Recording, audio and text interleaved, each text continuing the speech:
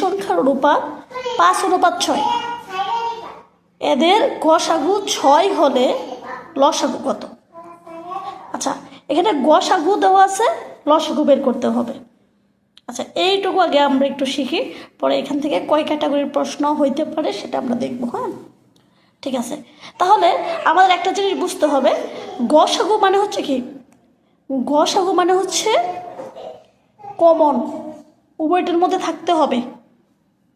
ওটার মধ্যে কি থাকতে হবে? ওই যে ইন্টারসেকশন আমরা যেটা পড়ছিলাম সেটা, ইন্টারসেকশন যেগুলো কমন আছে দুটোটার মধ্যে, সেটা আমরা নিতে হবে। আর লসাগু হচ্ছে, এই লসাগু হচ্ছে কি, মানে কমনগুলি নেওয়ার পরে বাকি যা থাকবে বাকি সবই নিতে হবে। এটা হচ্ছে ইউনিয়নের মতো, ইউনিয়নে যে আমরা ফাংশন, সেট ফাংশনে যে অঙ্ক করছিলাম সেটার মতো। আচ্ছা, তাহলে আমরা এই অঙ্কটা শুরু করি, যে আমরা কীভাবে করবো, একদম বিস্তারিত করবো। হ্যাঁ, ঠিক আছে। যে এখানে তাহলে দড়ির সংখ্যা দুইটির অনুপাত যে দেওয়া আছে, তাহলে সাধারণ চলক দিয়ে আমাদের করতে হবে। আচ্ছা, দড়ির যে কি ধরতে পারি আমরা, দড়ির সংখ্যা দুটি, বা মনে করি দিতে পারি সংখ্যা দুটি কি, একটা দড়ি আমরা কি 5x, এটা হচ্ছে কি 6x। আচ্ছা, 5x 6 দিয়ে মিলবে না, আমরা 4x দিই। এটা হচ্ছে 5x, একটা হচ্ছে কি 4x, ঠিক আছে। এটা 5x আর এটা হচ্ছে 4x। আচ্ছা, তাহলে সুতরাং এদের এই দুইটা সংখ্যার ভিতরে, সুতরাং এদের গসাগু কত হবে? গসাগু আমি কি বলছি, যেগুলো সব মানে কমন যেগুলো, এটা হচ্ছে কি গসাগু, এটা দুটোর মধ্যেই আছে। তাহলে এই দুটোর মধ্যে আছে কি x, তার মানে গসাগু দেওয়া আছে কি, গসাগু পেয়েছি আমরা x। এই x এর মান কিন্তু আমাদের দেওয়া আছে কি 6। ওইখানে আমরা দেখছি যে x এর মান কত, মানে গসাগু হচ্ছে কত 6। তাহলে আমরা মনে করি যে x এর মান হচ্ছে 6। তার মানে আমাদের চাইছে কি, যদি বলতো যে আমাদের কি চাইছে, আমাদের লসাগু চাইছে।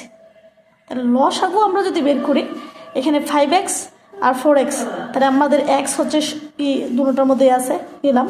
তারপরে আমাদের 5ও নিতে হবে, 4ও নিতে হবে। 4 5 কত 20, মানে আমাদের xও কমন নিতেছি, আবার কি এখানে 4ও আছে, 4ও নিতে হবে, 5 আছে, 5ও নিতে হবে, ঠিক আছে।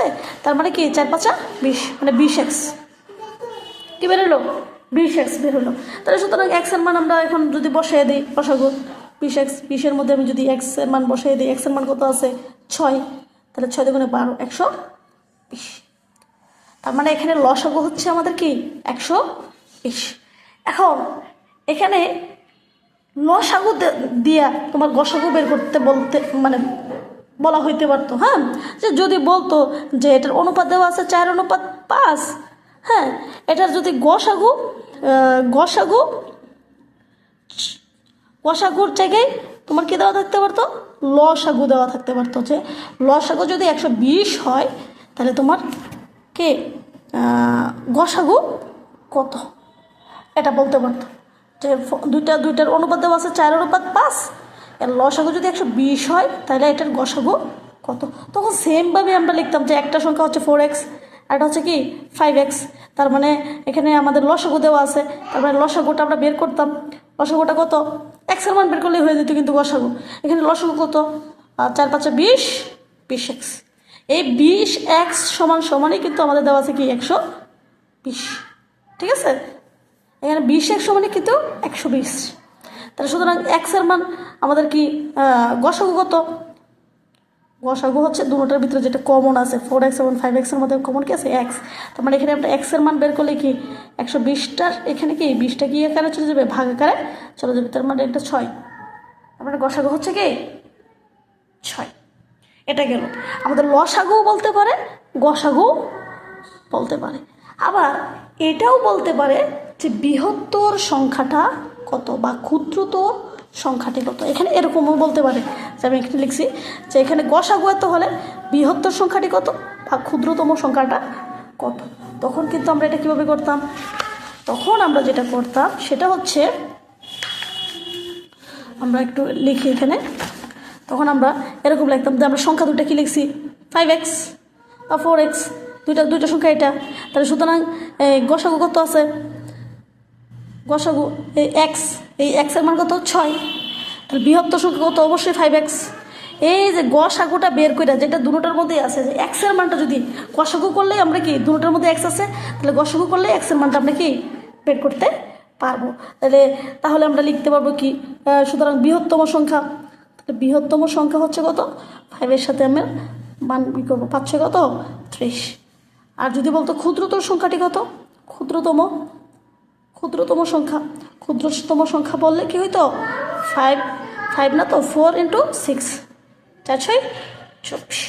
মানে তাহলে এইখানে আমাদের এই ক্যাটাগরির একটা, 26, তোমরা তো 26-এ পরীক্ষা দেবা, 26 সালে এইখান থেকে একটা আসার সম্ভাবনা মানে কি 100%, মানে বলা যায় ইনশাল্লাহ এখান থেকে একটা আসার সম্ভাবনা কি খুবই খুবই বেশি হয়। তোমার কি আসতে পারে, বৃহত্তম সংখ্যা নির্ণয় করে আসতে পারে, ক্ষুদ্রতম সংখ্যা কত এটা আসতে পারে, লসাগু দেওয়া থাকতে পারে, গসাগু বের করতে পারে।